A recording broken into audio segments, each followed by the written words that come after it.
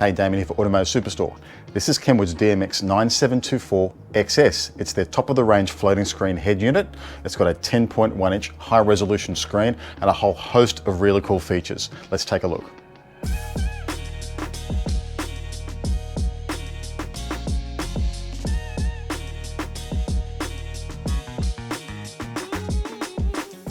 So let's kick off with the screen. The resolution is 1280 by 720 pixels and it's large, 10.1 inches, and actually from corner to corner, including the frame surround, it's actually 12 inches. Now obviously it's going to be suitable to much larger vehicles. The good thing is Kenwood have made this screen highly adjustable, and so if you've got vents or other controls around it, the screen can move in various different ways to accommodate that. For example, it's got four-way positioning, so the poke, the amount that it can stick out from the chassis itself, is almost 20 millimeters in adjustment there. Vertically up and down, you've got a scope of around 45 millimeters. You can go up and down. In tilt, you can go from negative 10 degrees to plus 45 degrees. And left to right, you can even go 30 millimeters either way. And so there's a lot of scope of adjustment available for the screen and to work with that to fit it inside your car and around your controls. Now it has wired and wireless CarPlay and Android Auto. Screen mirroring is available for both formats as well. It's via HDMI for iPhones, but for Android Auto, it can be done wirelessly. So here are a couple of videos that I've got that I've played via the flash drive using the USB input. Obviously because it's a very large screen, but also because it's high definition, they look fantastic. Now the unit has 4 camera inputs, including support for Kenwood's own high definition cameras. There are 2 of those available on our website. The DRV dash cam can also plug directly into this unit. Now to put this together and install into your car, it's a little bit more complicated than a regular double-din screen, for example, or a fixed screen. And that's simply because the screen and the chassis are separate. They come separate in the box, and you need to plug in 2 connectors and bolt it all together with the supplied screws and bolts.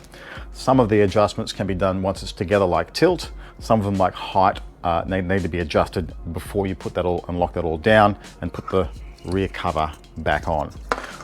Also in the box, you get your Bluetooth microphone. Obviously, these are the inputs for those cameras I was talking about, as well as an AV input. Front, rear, and subwoofer RCA Preouts and an auxiliary input. The RCA Preouts are 5 volts RMS on this one. This is the patch lead for your steering wheel controls, a infrared remote control that you'll never use, a quick start guide. The internal amplifier in this one's actually really powerful. It's stated as 50 watts max by 4, like pretty much everything else in the market, but RMS, they claim it's 29 watts RMS by 4, which is one of the highest I've ever seen on any unit.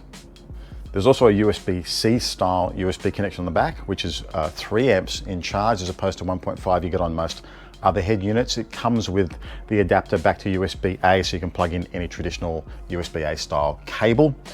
There is also an HDMI input on the rear. It's mini HDMI, so you'll need a mini HDMI to HDMI adapter if you've got an HDMI source that uses a traditional sized connector.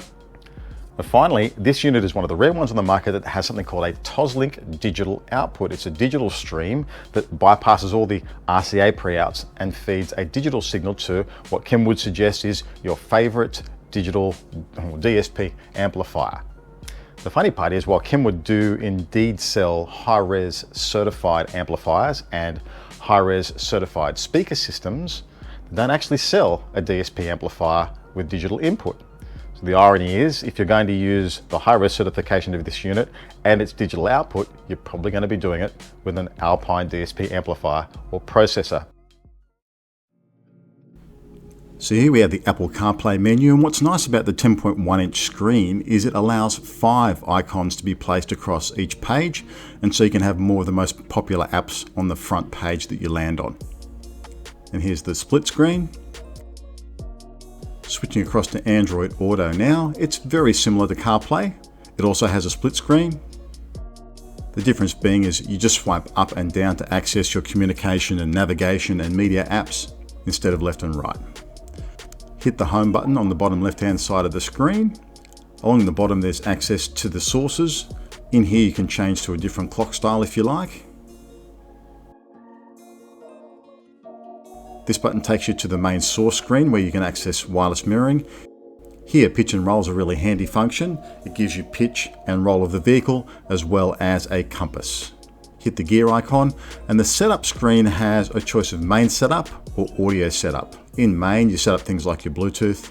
In display, you've got your button color. Got a host of button colors you can choose from. You can have variable, or you can do a user preset one if you like. In wallpaper, there are a bunch of default wallpapers, or you can load one up via Kenwood's app. In viewing angle, you can adjust the screen to one of these settings. One of them will work best for your seated position. User interfaces for adjusting the steering wheel remote and for setting things like the beep tone. In camera, this is where you set up your 4 different cameras. In system, we can turn demo mode on and off.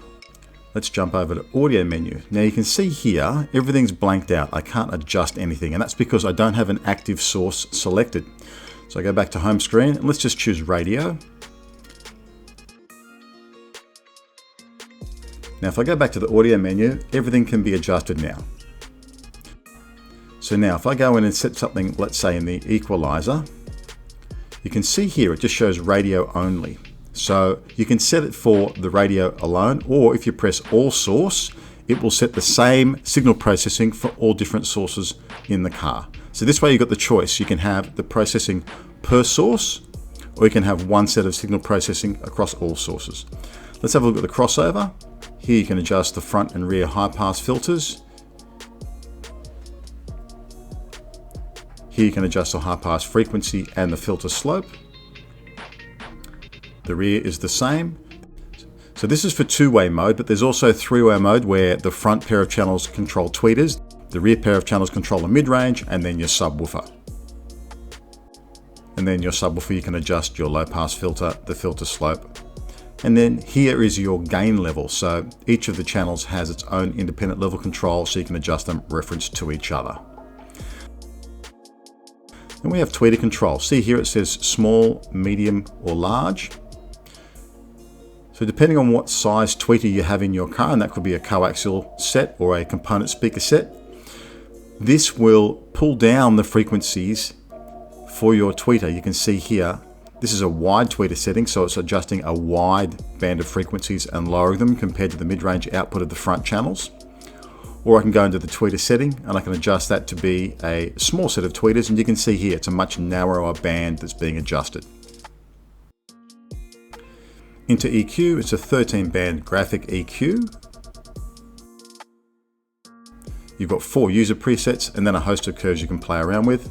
Again, it's set for radio only, and then I can set that for all sources if I choose. Here is where your main subwoofer level control is. Position DTA is the digital time alignment. There's a simple version or an advanced version. In simple, you can just choose the area of the car you'd like the sound to focus on, or hit adjust, and you can manually adjust the time delay arrival as well as the independent level control. The traditional fader and balance is here. Now volume offset's really nice. That allows you to set the relative level for each source so that when you jump between sources you don't have big amplitude differences. In sound effect, there's a host of things to adjust. Bass boost in 3 level settings, loudness, low, high, or off, and then a bunch of proprietary Kenwood EQ systems you can try to see if you like them. There's drive equalizer, supreme, sound realizer in 3 levels, and then stage height adjustment. Finally, here we have parametric EQ, which is separate from the graphic EQ. You can turn that on or off. And in setup, we have 9 parametric bands to choose with.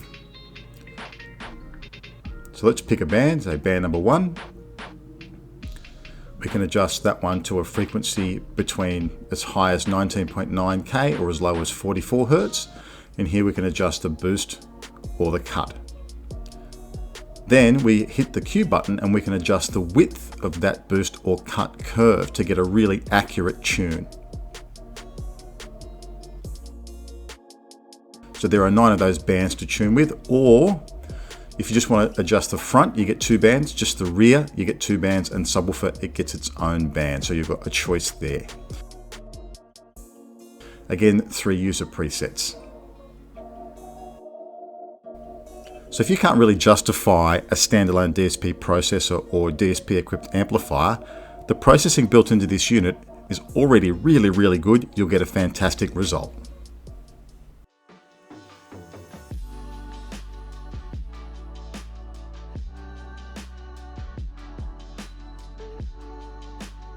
Kenwood's DMX9724XS. If you want to grab one, there'll be a link down below. Way down there, like and subscribe, and I'll see you next time.